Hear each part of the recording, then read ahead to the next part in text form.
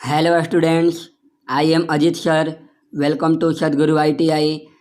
हम लोग पढ़ रहे थे सेकेंड ईयर के works of calculation and science. इसके पिछले लेक्चर में हम लोग पढ़ रहे थे एंगल ऑफ फ्रिक्शन यानी घर्षण कोण। तो घर्षण कोण किसे कहते हैं आप लोग बहुत अच्छे से समझ गए होंगे। उसमें हमने मान निकाला था कोफिशिएंट ऑफ फ्रिक्शन बराबर tan थीटा।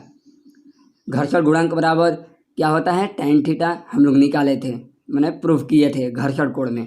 आज हम लोग पढ़ेंगे इंक्लाइंड प्लेन यानी अनंत तल।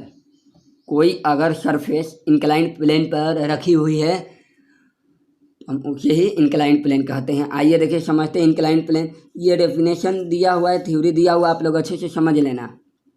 मैं आप लोगों को फिगर के अनुसार बहुत अच्छे से समझाता हूँ। देखिए पहले इंक्लाइंड प्लेन को हम दूसरे रूप में भी बोलते हैं एंगल ऑफ रिपोज।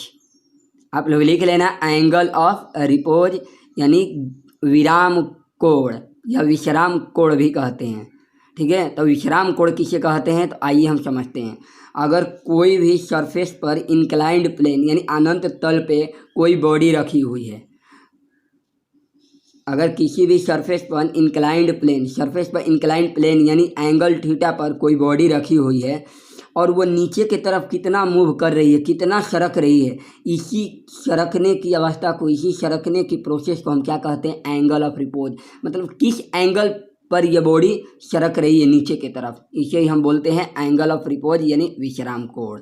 आप लोग समझ गए हैं विश्राम कोण किसे कहते हैं। तो सरफेस से कितने एंगल पे बॉडी रखा हुआ है, इंक्लाइंड प्लेन पे बॉडी रखा हुआ है, वो नीचे की तरफ कितना सरक रही है, ठीक है ना, तो उसे ठीक है तो हम उसे ही कहते हैं एंगल ऑफ रिपोज यानी विश्राम कोण। तो आइए समझते हैं इंक्लाइंड प्लेन में एंगल से क्या सिद्ध होकर निकलता है। तो देखिए बॉडी नीचे की तरफ मूव कर रही है, यानी नीचे की तरफ बॉडी नीचे जिस तरफ मूव करती है उधर ही हम अप्लाइड फोर्स लगाते हैं। तो नीचे की तरफ मूव कर रही है बॉडी, तो नीचे मूव कर रही है, नीचे की तरफ बल लग रहा है। देखिए ये एंगल थीटा, ये थीटा है, ठीक है ना, ये कोण है, एंगल इतना कोण पे रखा हुआ है बॉडी। देखिए नीचे की तरफ बॉडी एक फोर्स लगाती है, बल लगाती है, वो ग्रेविटेशनल फोर्स यानी गुरुत्वाकर्षण बल के कारण यानी W भार के बराबर लगाती है। तो यहाँ पे जितने एंगल पे बॉडी रखा हो उतने एंगल पे भार लगेगा, ठीक है। तो थीटा एंगल यहाँ थीटा है तो यहाँ भी थीटा हो जाएगा। तो हम कह सकते हैं W cos थीटा। मैं आप लोगों को हम पढ़ाए थे कि अगर वर्टिकल कोई लाइन है तो वर्टिकल आर नॉर्मल रिएक्शन है तो नीचे भी बराबर बल लगता है। तो हम बोले थे कि वर्टिकल पर cos थीटा लेते हैं और हॉरिजॉन्टल पे sin थीटा लेते हैं। तो ये नीचे की तरफ बल लग रहा है तो कितने एंगल पे लगेगा W cos थीटा, और नीचे की तरफ बॉडी मूव कर रही है तो ये W sin थीटा। इसके अपोजिट रिएक्शन लगेगा जिसे हम बोलते हैं F यानी लिमिटिंग फ्रिक्शन भी कहते हैं। लिमिटिंग फ्रिक्शन मतलब स्थैतिक घर्षण के अधिकतम मान को लिमिटिंग फ्रिक्शन यानी सीमांत घर्षण बल कहते हैं। तो आइए एक बार और समझ लेते हैं अच्छे से।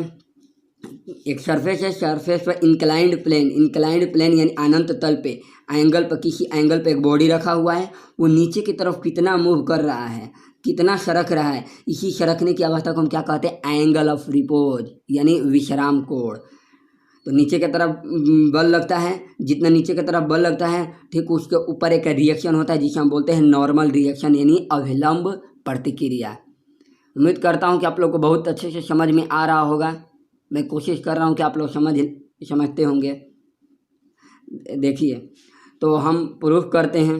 देखिए अभिलंब प्रतिक्रिया बराबर क्या होगा, अभिलंब प्रतिक्रिया यानी R। तो R किसके बराबर होता है, एक नीचे की तरफ फोर्स लगता है जिसे हम बोलते हैं ना W, तो ये किसके बराबर होगा W cos थीटा के बराबर होगा। R बराबर W cos थीटा। स्थैतिक घर्षण किसे कहते हैं, तो जो अप्लाइड फोर्स लगता है, जितना नीचे की तरफ फोर्स लगता है, जितना अप्लाइड फोर्स लगता है उसके बराबर होता है, यानी अधिकतम मान को भी हम क्या कहते हैं तो लिमिटिंग फ्रिक्शन कहते हैं। अधिकतम मान को क्या कहते हैं लिमिटिंग फ्रिक्शन। तो यानी हम कह सकते हैं कि वो अप्लाइड फोर्स के बराबर भी होता है। तो नीचे की तरफ एक फोर्स लग रहा है W sin थीटा, वो किसके बराबर हो जाएगा F बराबर W sin थीटा यानी सीमांत घर्षण बल के बराबर होगा। तो हम कह सकते हैं कि घर्षण गुणांक बराबर क्या होता है। आप लोग इस पिछले लेक्चर 2 लेक्चर पीछे पढ़े थे कोफिशिएंट ऑफ फ्रिक्शन यानी घर्षण गुणांक। घर्षण गुणांक बराबर होता है कि सीमांत घर्षण बल अपवन अभिलंब प्रतिक्रिया यानी F बटा में R। तो F बराबर कितना निकल के आया है W sin थीटा और R बराबर कितना आया है W cos थीटा। तो W से W कैंसिल हो जाएगा तो sin थीटा बटा में cos थीटा बराबर क्या होता है tan थीटा। तो हमारा यहाँ भी सिद्ध होकर आ रहा है कि इंक्लाइंड प्लेन में यानी एंगल ऑफ रिपोज में कोफिशिएंट ऑफ फ्रिक्शन किसके बराबर होता है टेंजेंट यानी tan थीटा के बराबर हो सकता है। किसके बराबर हो सकता है coefficient of friction tan theta के बराबर। ये सब जितना हम आपको डायरेक्ट भी बता देते कि म्यू बराबर tan थीटा होता है इंक्लाइंड प्लेन में, लेकिन हम सिद्ध करके भी आपको बता दे रहे हैं, ठीक है ना। डायरेक्ट ये एग्जाम में 1 नंबर का क्वेश्चन भी आता है इंक्लाइंड प्लेन में म्यू किसके बराबर होता है tan थीटा के बराबर होता है कि sin थीटा के बराबर होता है कि cos थीटा के बराबर होता है। तो W बराबर tan थीटा। उम्मीद करता हूँ कि आप लोग बहुत अच्छे से समझ गए होंगे। थैंक यू स्टूडेंट्स, अगले लेक्चर में हम पढ़ेंगे।